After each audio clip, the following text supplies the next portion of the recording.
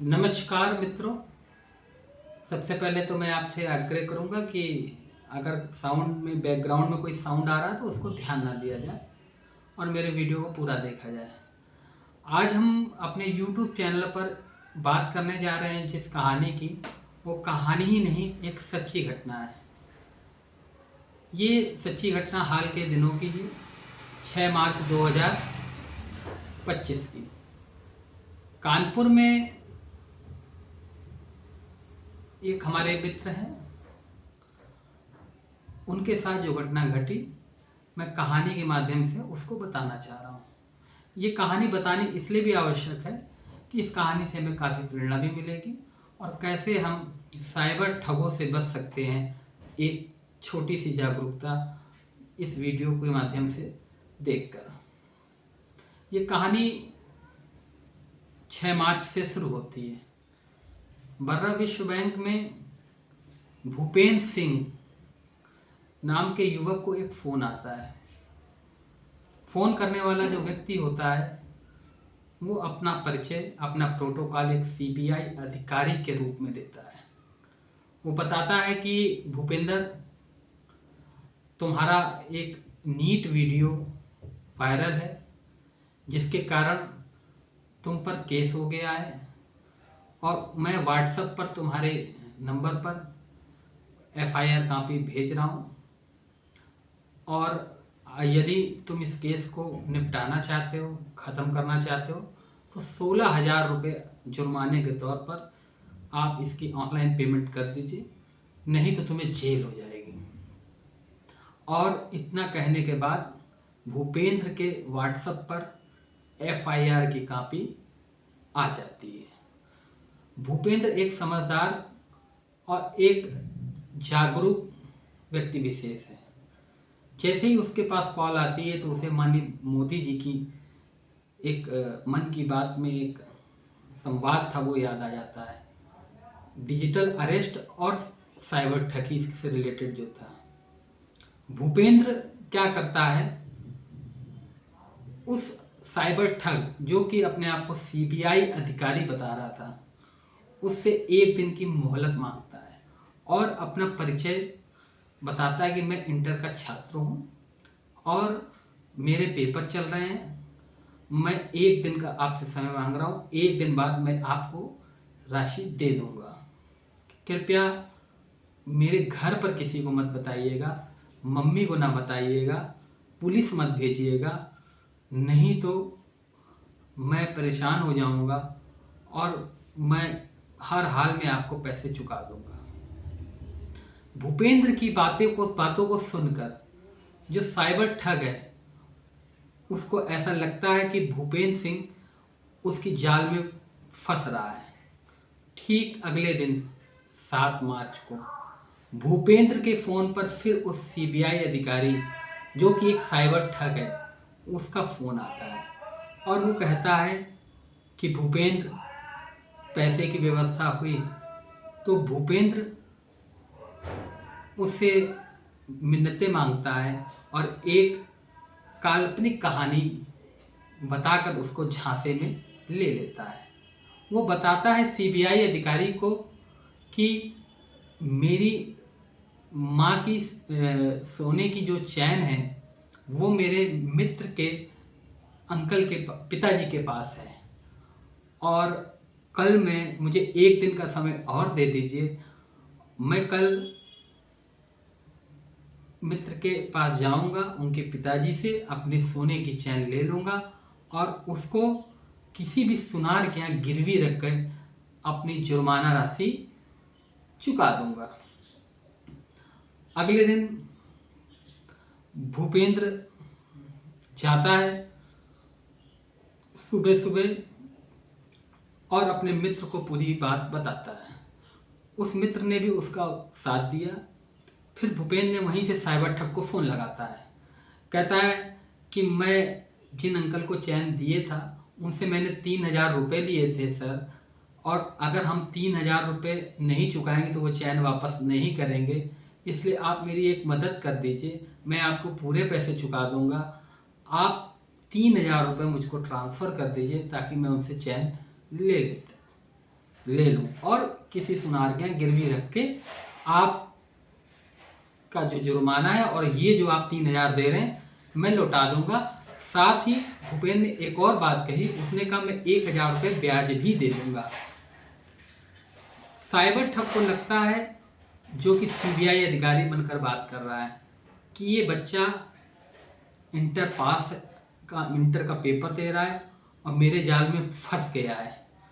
तो उसने ये सोचकर भूपेंद्र को 3,000 रुपये भेज देता है। कुछ देर बाद भूपेंद्र फिर फ़ोन करता है, कहता है कि वो 3,000 रुपये तो मैंने उनको दे दिए हैं, लेकिन वो 500 रुपये ब्याज मांग रहे हैं। अगर मैं आप मुझे कृपा करके 500 रुपये आप मुझे भेज देंगे तो मैं उस चैन को उनसे ले लूँगा और तुरंत जो है सुनार के यहाँ गिरवी रख के आपको भुगतान कर दूँगा। जो सीबीआई अधिकारी यानी साइबर ठग है वो फिर भूपेंद्र को 500 रुपये भेज देता है। उसके बाद भूपेंद्र अपना फ़ोन बंद कर लेता है। अगले दिन जो सीबीआई अधिकारी है यानी साइबर ठग, वो भूपेंद्र को फ़ोन करता है और भूपेंद्र से कहता है कि तुम फ़ोन बंद रखे हो, तुम फ़ोन नहीं उठा रहे हो, ये गलत कर रहे हो। तो भूपेंद्र कहता है कि ऐसा है कि कल क्या आपने पुलिस भेज दी थी, मेरे घर पुलिस आई थी, क्या आपने पुलिस भेजी थी? और मैं डर गया था इसलिए मैंने मोबाइल फ़ोन अपना स्विच ऑफ कर रखा था। तो साइबर ठग को लगता है कि वो भूपेंद्र उसके जाल में फंस रहा है और दोबारा पुलिस ना भेजने की बात कह के उसको पैसे देने को कहता है। तो भूपेंद्र ने एक कहानी और बनाई जो कि काल्पनिक थी। उसने कहा मैं सुनार के पास गया था, सुनार जो था उसने कहा कि ये चैन हो सकता है वो चोरी की हो, इसलिए तुम अपने पापा को लेकर के आओगे तो ही मैं इस चैन को गिरवी पे रखूँगा। ये बात सुनने के बाद साइबर ठग कहता है कि वो क्या हमारे पापा को जानते हैं? तो वो भूपेंद्र भी कहता है कि नहीं, मैं यही चाहता हूँ कि आप पापा बन करके बात करें। उसके बाद शाम को सुनार के पास जो कि उसका मित्र है भूपेंद्र का, वो जाता है और साइबर ठग की बात कराता है। तो साइबर ठग से, जो कि सीबीआई अधिकारी बना हुआ है, भूपेंद्र का जो सुनार है वो कहता है कि आप अगर इनके पापा हैं तो आप मौके पे आइए और जो है इसको ले जाइए, इसको मतलब गिरवी रख दीजिए और अपना पैसा ले जाइए, क्योंकि जब आप आएंगे तभी मैं उसको लूँगा, चैन को गिरवी। साइबर ठग और भूपेंद्र के बीच बातचीत यहीं ख़त्म होती है। थोड़ी देर बाद भूपेंद्र फिर फ़ोन करता है और भूपेंद्र कहता है कि मेरे पापा को शादी में जाना है, इसलिए मम्मी को सोने की चैन ये पहन के जानी होगी, इसलिए मैं अब एक काम करता हूँ, मैं एक हार है मेरे पास जो कि लगभग जिसकी कीमत करीब करीब 1.5 लाख रुपए के आसपास होगी। मैं कल बैंक में जाऊँगा और लोन अप्लाई करूँगा और इससे लोन लेकर के आपको पैसे चुका दूँगा। सीबीआई अधिकारी को, जो कि साइबर ठग है, उसे पता नहीं कि वो ठगी का शिकार हो चुका है और वो भूपेंद्र की बात मान लेता है। ठीक अगले दिन भूपेंद्र अपने एक मित्र के पास जाता है और उसको पूरी बात बताता है और उसके बाद वो साइबर ठग से उसकी बात कराता है। साइबर ठग से जब बात कराता है तो साइबर ठग को भूपेंद्र जानकारी देते हैं कि मेरा लोन 1 या 2 दिन में हो जाएगा, लेकिन एक दिक्कत और आ रही है। उसमें जो लोन है मेरा 1,14,000 रुपये अप्रूव हुआ है और जिसमें करीब करीब 3% एक्स्ट्रा पैसा जो फाइल चार्ज के नाम पर जमा होता है वो मेरे पास नहीं। सर, अगर आप मुझको वो दे देंगे तो मैं इस काम को अंजाम तक पहुंचा दूंगा।